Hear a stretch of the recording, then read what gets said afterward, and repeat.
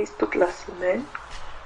C'est Matthieu 1, verset 16 et, euh, et Luc 3, verset 23 à 38.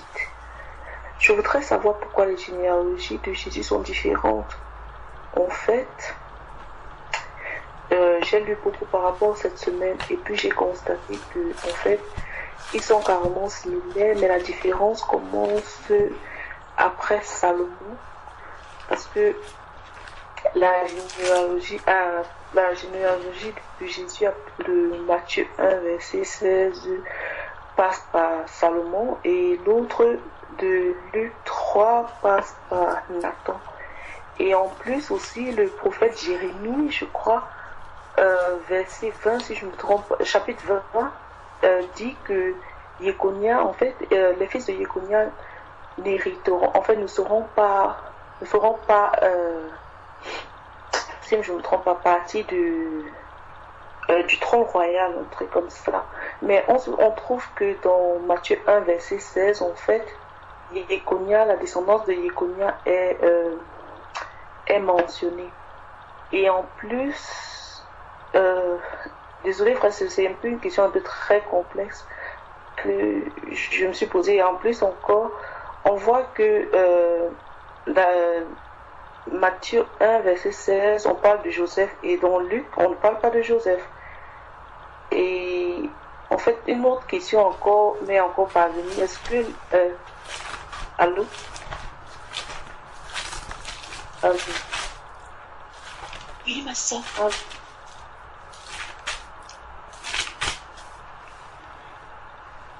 Allô?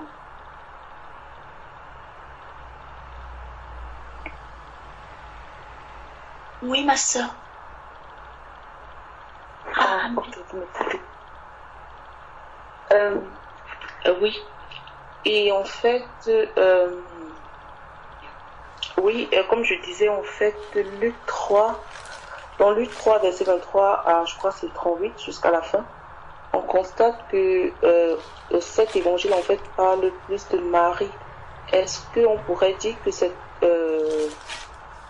on pourrait dire que cette généalogie passe par Marie? Et aussi, j'avais une autre question, toujours liée à la généalogie, en fait. Est-ce qu'il y a une différence entre la généalogie légale et messianique? En fait, c'est un peu ça. Je ne sais pas si ma question a été comprise, mais je crois. Je l'ai écrit quelque part, je peux la répéter en fait. Amen.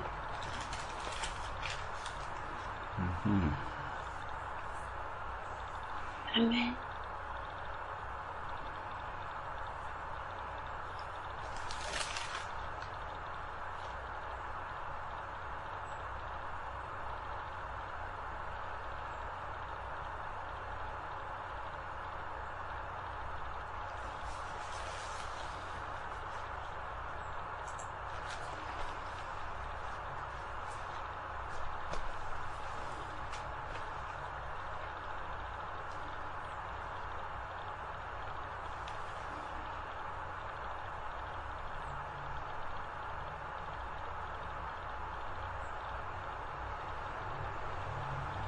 Allô, frère, je crois que j'ai fait une erreur. C'est Jérémie 22, 30 que le Seigneur dit que les fils de Jéconia ne feront pas partie en fait de la descendance royale. Et puis dans 2 Samuel 7 et Acte 2, 30, on sait définitivement que Dieu promet définitivement que le Messie viendra de la descendance biologique sortie des entrailles de David. Je sais pas. C'est une question qui m'a pris toute la semaine. Je sais pas trop. Amen.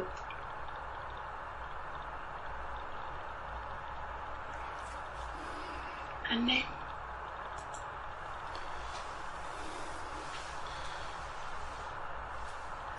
Ma sœur, avant d'entrer dans le vif du sujet, il y a 2 versets que j'aimerais lire pour nous amener aussi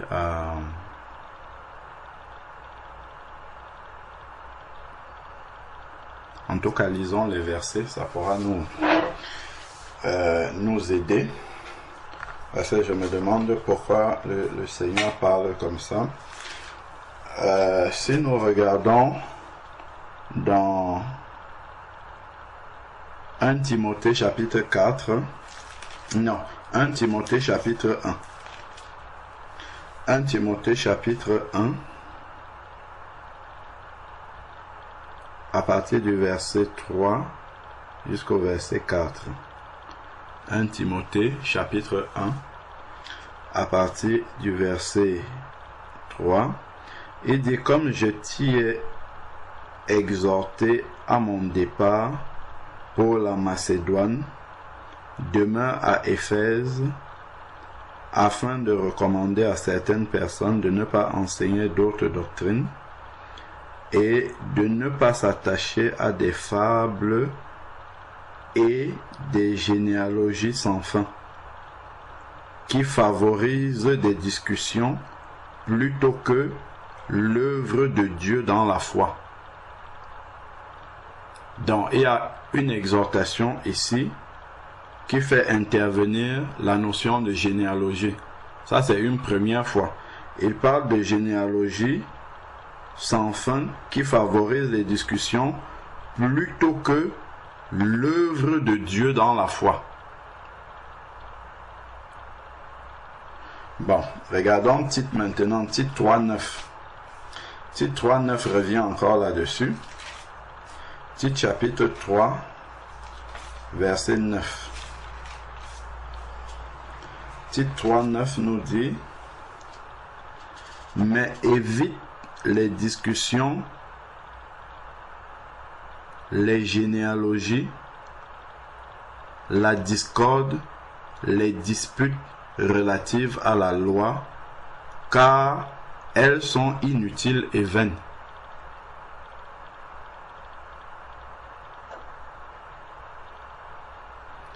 Il dit: mais évite les folles discussions, les généalogies, la discorde, les disputes relatives à la loi, car elles sont inutiles et vaines.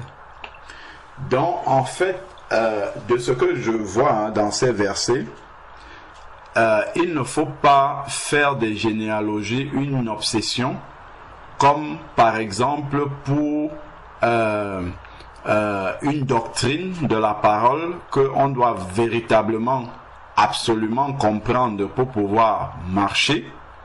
Dans la généalogie, qu'il y ait Obed, enfin pas Obed, mais ce que tu as cité ou pas, est-ce que vraiment ça a une importance pour ta foi dans la marche? Parce que quand on voit deux exhortations comme ça du Seigneur qui alertent par rapport à ça, c'est peut-être potentiellement un sujet qui peut amener loin et qui peut amener à discuter, même pour ceux qui discutent de ça, à creuser sur quelque chose qui, au final, quand on va connaître la vérité là-dessus, ça ne va pas nous apporter grand chose pour notre foi. Je sais que moi, d'expérience par rapport aux généalogies, il y a peut-être une seule fois où on a pu se servir de la généalogie de Jésus-Christ. C'était pour exhorter la sœur Ingrid. Elle nous avait parlé un peu, de donner le témoignage de comment elle est née, ainsi de suite. Et le Seigneur nous avait inspiré d'aller dans la généalogie de Jésus-Christ, de voir que dans sa généalogie, il ne descend pas forcément des personnes qui ont été saintes du début jusqu'à la fin. Il y a des personnes aussi qui étaient prostituées. Il y a eu Ruth la Moabite qui vient justement d'un peuple païen, ainsi de suite, pour expliquer la grâce de Dieu. Mais la généalogie en tant que telle, c'est bien si on peut la comprendre, mais je veux dire, il ne faut pas par exemple bloquer dessus une semaine. Il ne faut pas que la généalogie soit sauf si vraiment il y a un personnage dedans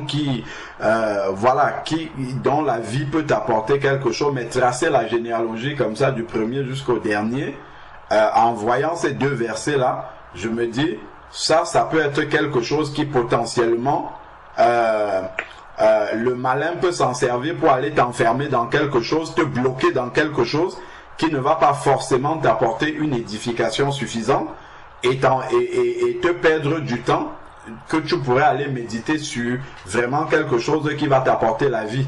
Tu vois, quand je vois ces deux versets-là, je me dis, bon, voilà, c'est sur les généalogies, il y a 2 fois où il dit, demande de faire attention sur les discussions sur les généalogies. Donc, je crois qu'il ne faut pas le négliger. C'était simplement l'exhortation que je voulais donner par rapport au partage sur les généalogies. Voilà, parce que c'est clairement mentionné 2 fois dans la parole de Dieu. Amen.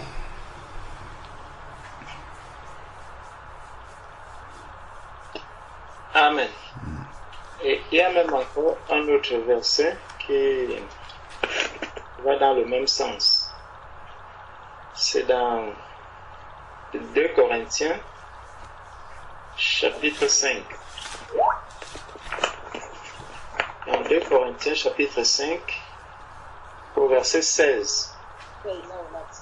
Il est écrit, ainsi, dès maintenant, nous ne connaissons personne selon la chair.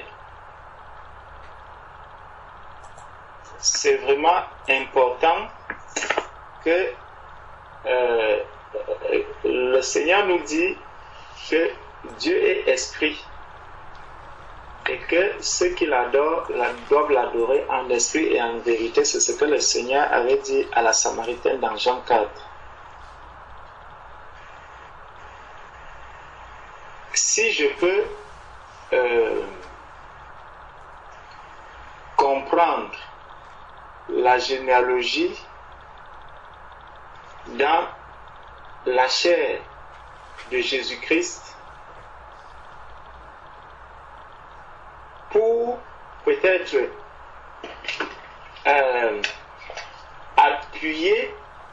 pouvoir appuyer un fait spirituel. Gloire à Dieu. Parce que les généalogies, regardez un peu la sagesse de Dieu. Quand vous voyez comment seulement dans le monde, les généalogies, les problèmes que cela pose. Dans l'Église, ces mêmes problèmes, si nous ne faisons pas attention et que l'on essaye de s'attarder sur les lignées des personnes et surtout celle de Jésus-Christ, cela peut nous amener vraiment très très loin. Cela peut nous amener très très loin. Et nous savons, on avait eu à partager ici sur un sujet justement concernant Jésus-Christ. Ce qu'un enfant de Dieu doit garder dans la tête, c'est que Jésus-Christ a un Père qui est Dieu. Jésus-Christ a des frères qui sont ceux-là qui font la volonté de Dieu, et c'est eux qui appellent mes frères et ma mère. Voilà la généalogie de Jésus-Christ. Et pour justement présenter cela, nous nous appuyons sur 2 Corinthiens chapitre 5 au verset 16 qui dit « Ainsi dès maintenant, nous ne connaissons personne selon la chair. Et si nous avons connu Christ selon la chair, maintenant, nous ne le connaissons plus de cette manière. » Donc, nous devons chercher à connaître Christ, non plus selon la chair, mais nous devons connaître Christ par l'Esprit. par l'Esprit. C'est la révélation de Jésus-Christ par l'Esprit qui va nous amener à grandir et avoir davantage la crainte de Dieu. Mais par contre, si nous connaissons Christ selon la chair, cela peut beaucoup nous desservir. Et ça se voit aujourd'hui dans le monde, on voit beaucoup de personnes, beaucoup de problèmes, même par rapport à la connaissance de Jésus-Christ selon la chair. Lorsqu'on connaît Jésus-Christ selon l'Esprit, cela va nous amener à grandir, cela va nous aider à connaître notre Seigneur, notre Sauveur, tel qu'il est saint, tel qu'il est parfait. Nous allons chercher aussi à devenir comme ce Christ.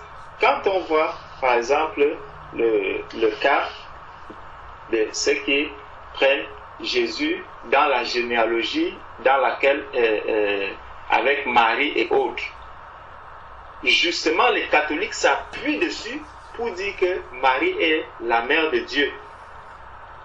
C'est ce qu'ils disent dans leur prière à Marie.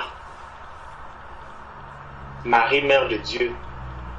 Ça, c'est dans la généalogie parce qu'ils s'appuient sur la chair. Ils s'appuient sur la généalogie selon la chair. Or, la véritable généalogie de Jésus-Christ est spirituelle dans l'Église. C'est pour ça que tout ce que nous avons dit depuis ce soir s'appuie toujours sur un seul verset, Colossiens chapitre 1, verset 13. Dieu nous a délivrés de la puissance des ténèbres et nous a transportés dans le royaume du Fils de son amour. Et Colossiens chapitre 3, verset 2 nous dit « Pensez constamment aux choses d'en haut ». Donc, parce que nous sommes dans le royaume des cieux, parce que nous sommes en haut avec Jésus-Christ, Colossiens chapitre 3, verset 2. Affectionnez-vous aux choses d'en haut et non à celles qui sont sur la terre. La généalogie terrestre, la généalogie de la chair. Est-ce que si je suis assis dans les lieux célestes en Jésus-Christ, si je m'affectionne vraiment aux choses d'en haut, est-ce que je chercherai à connaître ma généalogie dans la chair? Prenons un peu, il y a un exemple. Lorsqu'on regarde un peu Lazare et le riche homme dans Luc 16, qui se souvient de sa généalogie dans la chair? C'est le riche homme. C'est lui qui commence à penser à ses frères, à ses sœurs et à tout ce qu'il avait. Tandis que Lazare, pour lui, parce qu'il ne veut pas rester dans le domaine de la chair, on ne voit pas Lazare penser même à faire appel au domaine de la chair. Lazare restait lucide, il restait vraiment dans le domaine où il se trouve. Si je lis, je vois la généalogie de Jésus, bon, je peux la lire, mais sincèrement, ma sœur, moi, je n'ai pas cherché parce qu'il y a beaucoup de choses, qui sont dans la parole de Dieu. Et donc, moi, je ne peux pas te dire que ma sœur, je connais ou que je comprends.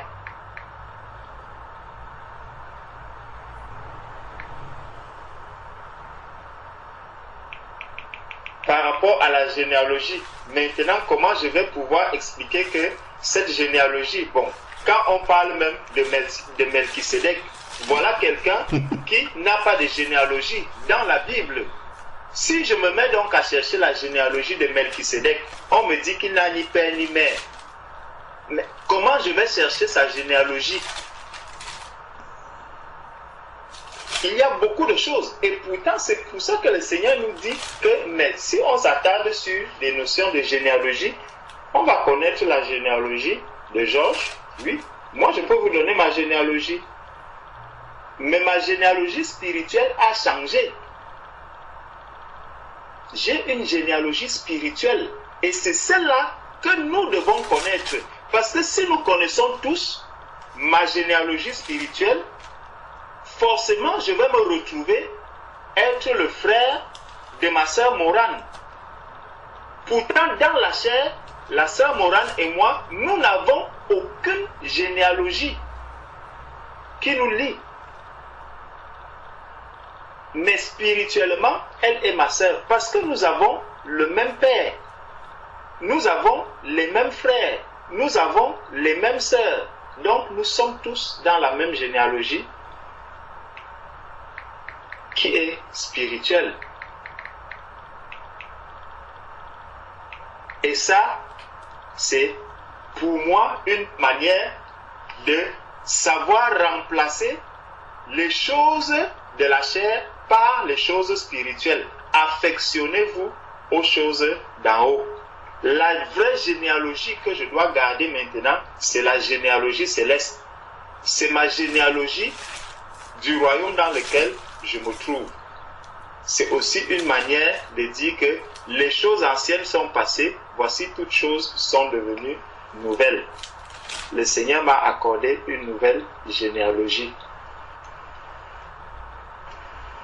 Donc, ma sœur, peut-être le frère Jean-Charles pourra nous éclairer par rapport à cette généalogie de Jésus-Christ. Mais moi aussi, je vais me poser la question de savoir pourquoi le Seigneur, est-ce que le Seigneur a demandé à Moïse pourquoi il avait tué l'Égyptien? Ça aussi, c'est des questions qui sont dans la Bible. Mais la question, c'est, quand je vais vous poser dans cette question, peut-être c'est aussi une question que je vous pose, mes frères. Donc, dites-moi, pourquoi, qu'est-ce qui explique le fait que Dieu n'avait pas demandé à Moïse pourquoi il avait tué l'Égyptien? Les choses révélées sont aux hommes. Peut-être celle-là, le Seigneur vous l'a déjà révélé.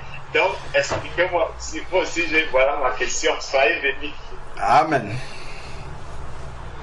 Avant de revenir sur l'Égyptien, avant de revenir sur l'Égyptien, je vais compléter. Peut-être le frère Jean-Charles va intervenir sur les généalogies aussi. Il y a une remarque que nous avions, le Seigneur nous avait permis de faire en une différence entre l'Ancien et le Nouveau Testament. Nous savons que l'Ancien Testament était l'ombre des choses à venir et que la réalité est en Christ dans le Nouveau Testament. Lorsque nous regardons l'Ancien Testament, on va toujours présenter quelqu'un et présenter sa généalogie. On va dire, je ne sais pas moi, Abraham, fils de Térak, Jacob, fils d'Abraham, Isaac, enfin Jacob, fils d'Isaac, voilà, et Ésaü, son frère, ainsi de suite. L'Ancien Testament insiste beaucoup sur les relations de famille comme ça, frères, sœurs, ainsi de suite. Par contre, maintenant, dans le Nouveau Testament, toutes les relations qui sont relatives à la chair, c'est parce qu'il y a un fait spirituel au milieu de ça qu'on découvre les relations charnelles. Par exemple, l'apôtre Pierre, c'est des exemples qu'on avait vus. L'apôtre Pierre était marié, mais on ne vient pas nous dire, bon, lorsque Jésus a choisi Pierre, sa femme, si je demande comment s'appelle la femme de Pierre, quelqu'un peut me donner le nom de la femme de Pierre? Pas du tout. Comment est-ce qu'on sait que Pierre était marié? Il y a un verset où on dit que Jésus est allé chez lui et la belle-mère de Pierre était malade et Jésus l'a guérie. C'était dans le cadre d'une guérison qu'on a su que Pierre avait une belle-mère dont il a une femme. Et il y a un autre passage où l'apôtre Paul parle des droits des prédicateurs. Et il dit que certains comme Céphas peuvent venir avec des sœurs. On comprend qu'il parle de sa femme. Ce n'est que comme ça qu'on l'apprend. L'apôtre Paul, par exemple, avait une sœur. Mais si je nous demande quel est le nom de sa sœur, est-ce que quelqu'un peut nous dire non? La Bible n'en fait même pas cas. C'est juste dans un petit verset dans Actes des Apôtres, on nous dit que quand Paul était en prison, je ne sais plus, c'était à Rome ou là-haut, le fils de sa sœur est venu pour lui dire qu'on est en train de lui tendre un piège, qu'il ne faut pas qu'il sorte. C'est là qu'on sait que Paul avait une sœur. Donc, il y a beaucoup de cas comme ça. Quand on va nous dire que Jésus a vu les disciples, il a choisi Simon et André son frère. C'est parce que Jésus est venu appeler Pierre et que André était à côté de lui qu'on nous signale que c'est son frère. Mais c'est l'appel à servir Dieu, l'appel à la nouvelle naissance qui fait en sorte qu'on nous révèle que Pierre et André étaient frères. De même, Jean et Jacques, c'est par rapport à l'appel du Seigneur qu'on nous signale qu'ils étaient frères et qu'ils étaient en train de faire la pêche. Et on nous dit que Zébédée était leur père. Pour nous montrer que lorsque tu nais de nouveau, tu vas devoir abandonner même ton père. Abandonner dans le sens où tu vas obéir au Seigneur par rapport au père. Parce que Zébédée était là, mais ils ont suivi le Seigneur. C'est parce qu'il y a une leçon spirituelle derrière qu'on nous mentionne que leur père c'était Zébédée. Mais sinon, ça n'a pas d'importance dans le Nouveau Testament, ces relations charnelles-là. Donc, et les relations de chair dont nous parle l'Ancien Testament était la préfiguration, en fait, des relations spirituelles dans la Nouvelle Alliance. Voilà pourquoi Paul va, par exemple, appeler Timothée mon enfant, Tite mon véritable enfant. Donc, on nous dit que Tite est arrivé au Seigneur par Paul. Timothée est arrivé par Paul. Donc, dans le Nouveau Testament, ce sont les relations spirituelles, en fait. C'est là, on dit comment sont liés spirituellement les uns avec les autres. Aquilas avait le même métier que Paul, donc Paul est allé habiter chez eux. C'est parce que Priscille servait le Seigneur avec son mari qu'on sait qu'elle est mariée à Aquilas. Mais ce ne sont pas, on ne nous donne pas juste des relations complètement charnelles, et ça se limite là comme dans l'Ancien Testament. Donc l'Ancien Testament préfigurait les relations spirituelles qui vont exister entre les frères. Voilà, quand Paul va dire saluez-moi un tel, et l'église qui est dans sa maison, les frères de la Macédoine ont fait ceci. C'est la réalité de ce que révélait l'Ancien Testament quand on nous parlait des frères et sœurs, des pères et mères, et ainsi de suite. Dans le Nouveau Testament, on parle de l'engendrement en Christ, engendrer des enfants en Christ, et ainsi de suite. Donc, le Nouveau Testament, en fait, ne met pas un accent basé sur le verset que le frère a lu, nous ne connaissons plus personne selon la chair. Le Nouveau Testament ne s'occupe pas des relations selon la chair, si ce n'est par rapport à une relation spirituelle. Parlant de généalogie, allons voir maintenant ce que ça peut faire.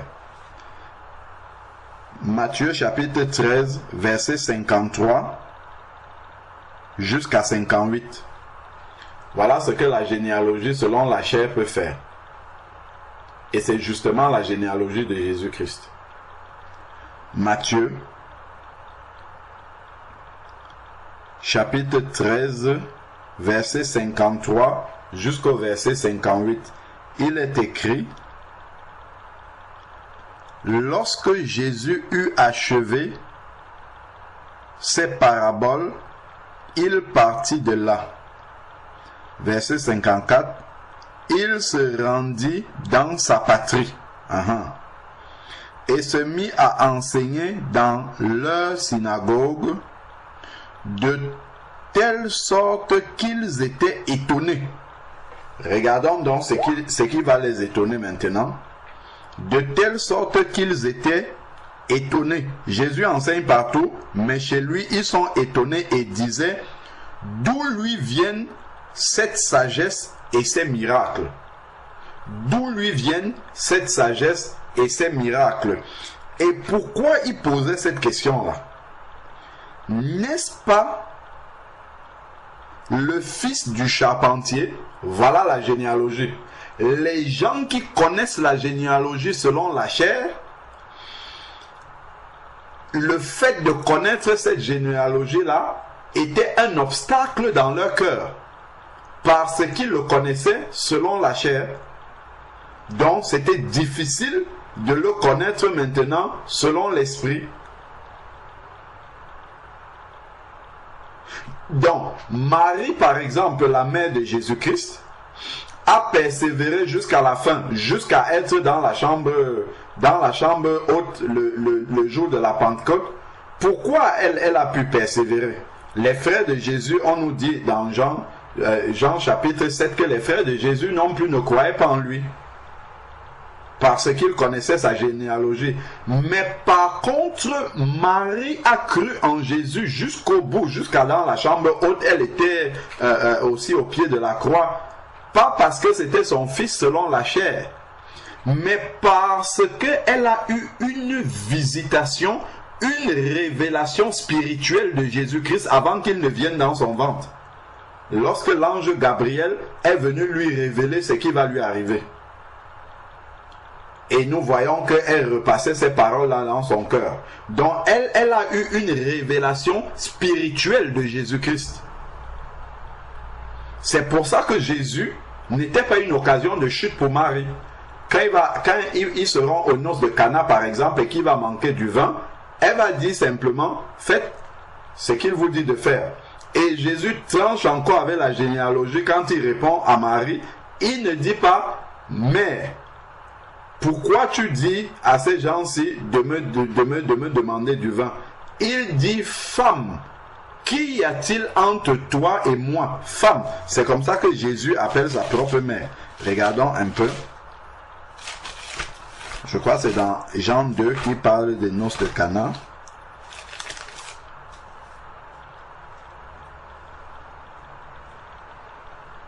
Voilà. Jean chapitre 2 verset 1 à 4. 3 jours après, Jean 2 verset 3 à 4. Verset 1 à 4. 3 jours après, il y eut des noces à Cana, en Galilée. La mère de Jésus, on nous dit bien comme ça, hein? Là on est dans la chair. La mère de Jésus était là. Jésus fut aussi invité aux noces ainsi que ses disciples. Là, ils ont invité Jésus et ses disciples. Donc Jésus est à ce mariage-là, non pas comme le fils de Marie, dans la chair, mais il est avec ses disciples, il est là en tant que le Messie. Mais eux, ils l'ont certainement invité dans la chair. C'est pour ça que ça commence en disant Marie, la mère de Jésus, était à ces noces-là. Mais le Saint-Esprit nous dit qu'il était avec ses disciples, donc on comprend qu'il est en mission. Comme le vin venait à manquer, la mère de Jésus, on nous dit encore, la mère de Jésus lui dit, ils n'ont pas de vin. Jésus lui dit, femme. Regardons comment il appelle sa mère. Il ne mélange pas les affaires de la chair avec les affaires de l'esprit. Jean chapitre 3 verset 6. Ce qui est chair, ce qui est esprit. Jésus appelle Marie femme. Parce que là où il est là, Marie n'est pas spirituellement, elle n'est pas sa mère. Elle est une femme. Donc il appelle femme. Qu'y a-t-il entre toi et moi? Mon heure n'est pas encore venue. Sa mère dit au serviteur, on voit encore, on nous précise encore sa mère, mais lui il l'a appelée femme.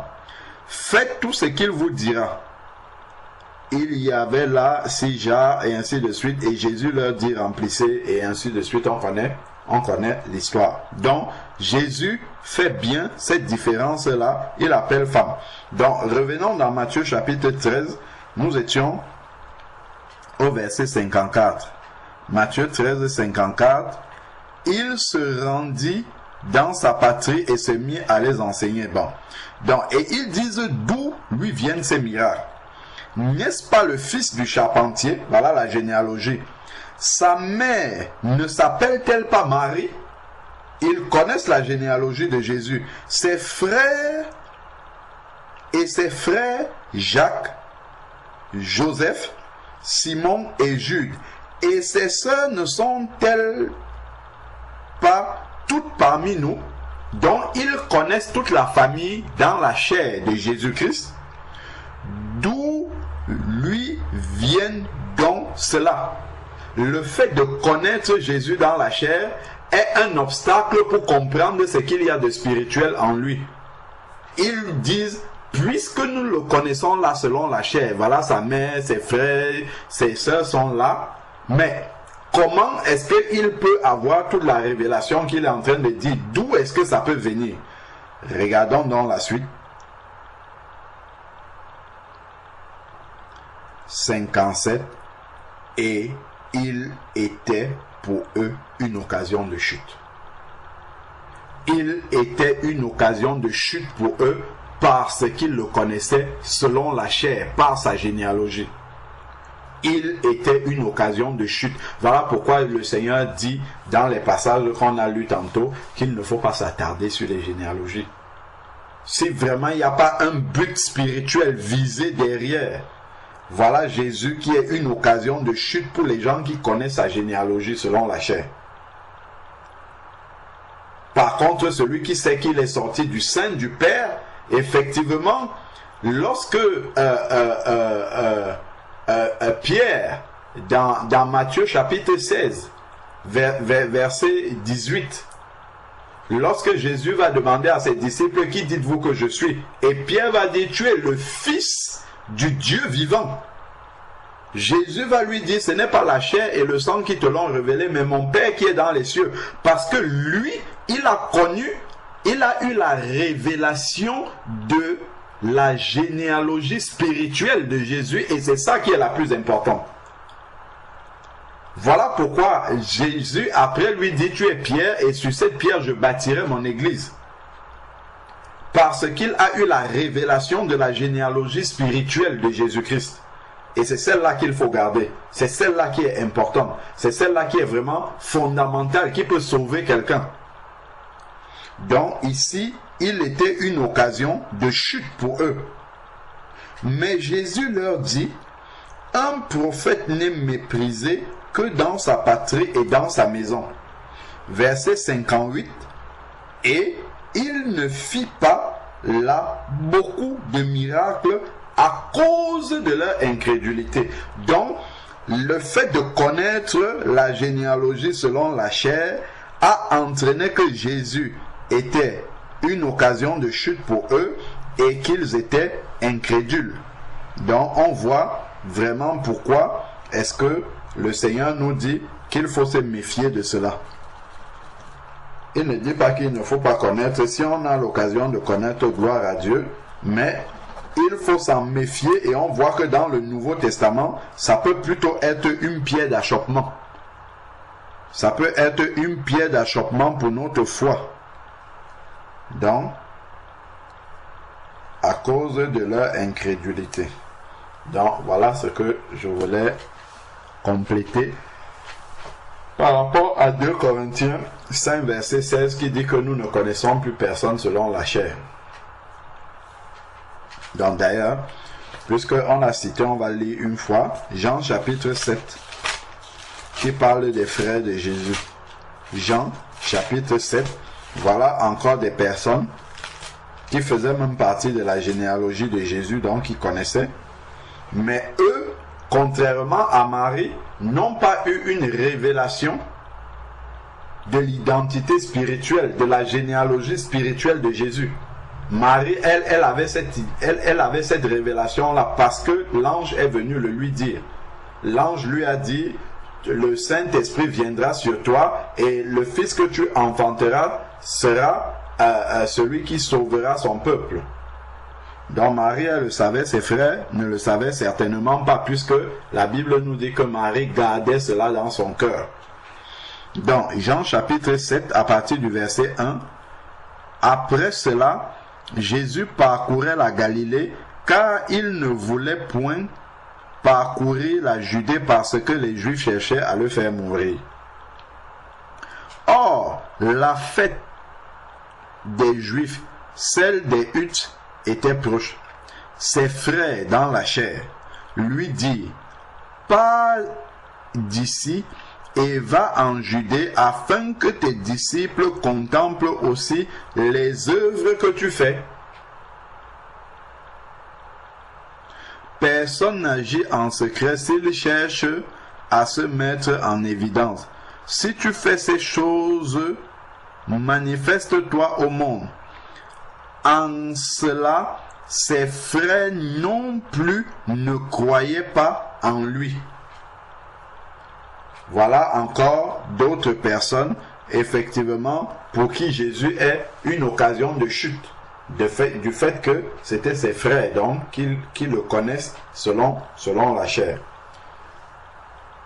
Donc, voilà un peu ce qu'on peut encore, enfin, ce qui me venait à cœur par rapport aux généalogies et des écueils que cela peut faire, justement, dans la relation spirituelle que nous avons avec le Seigneur. Ce qui est chair, ce qui est esprit est esprit. Amen.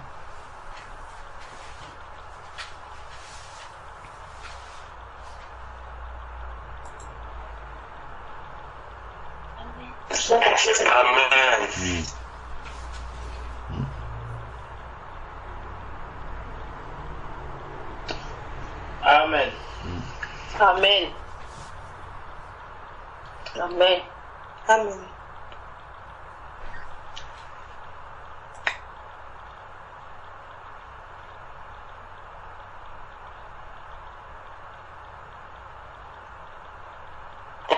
Merci d'avoir répondu. Frère.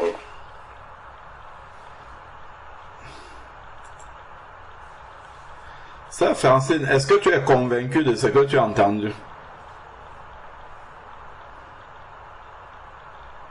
Frère, c'était pas ma question. Ma question était la différence entre les deux.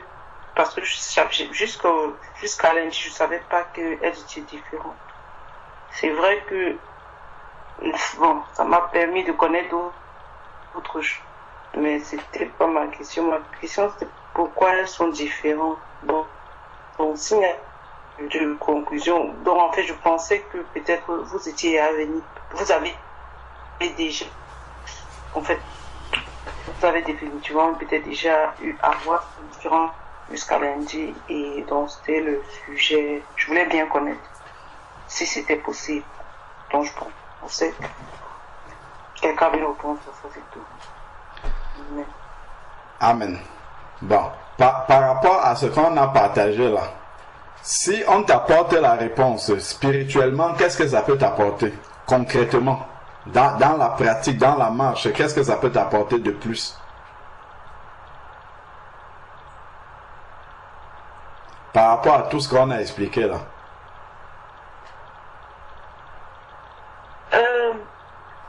Vraiment, en fait, la connaissance est toujours bien vraie. Donc, je voulais savoir, ça m'est jamais venu, je n'ai jamais vu les deux différences. Et quand j'ai bien lu les deux évangiles, jusqu'à ce que je tombe sur ça lundi, vraiment, comme je le disais, vraiment, je ne sais pas ce que ça pouvait m'apporter, mais je n'ai jamais, donc pour moi, c'était vraiment quelque chose de nouveau. D'accord. Mais je ne refuse pas ce qui a été partagé aussi. C'était aussi une autre chose, un peu plus grave aussi à méditer encore. Je n'avais même pas aussi pensé. D'accord. Amen.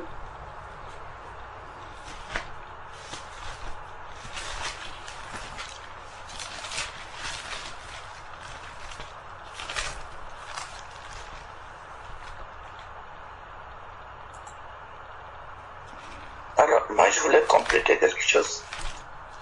Moi, je pense bien que ce problème, c'est le même problème qui consiste les gens qui se disent, bon, Jésus-Christ est le Fils, est le Père, Jésus-Christ n'est pas le Père, il y a des discussions comme ça là qui se passent. Donc il y a des choses qu'on peut demander, qu'on peut chercher à connaître, mais il y a des choses que c'est spirituel, donc on peut pas trop chercher cela.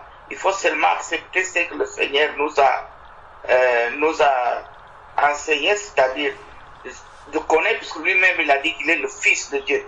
Donc pour nous, Jésus-Christ est le Fils de Dieu. Donc il est le Fils de Dieu, il est Dieu, mais il est le Fils de Dieu puisqu'il était au commencement.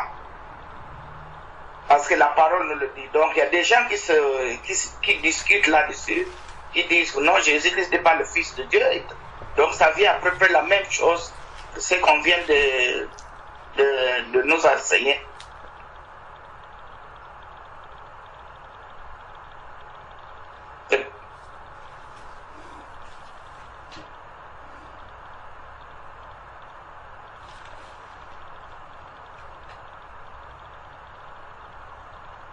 Je ne sais pas si vous m'avez compris. Hello? Oui, maman Amélie, entends mon Dieu. Amen.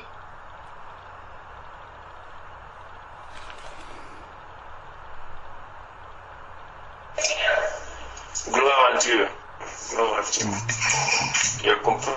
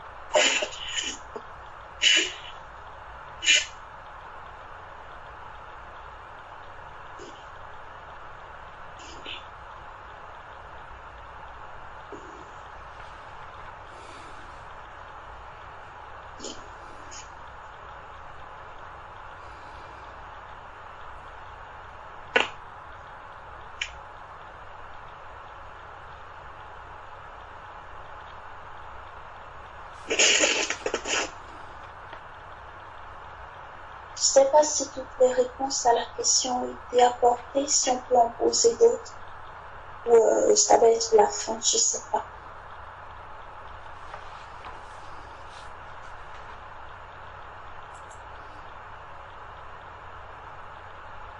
Oui, ma soeur, tu peux poser. Hein. Oui. Bah, en fait, c'est durant les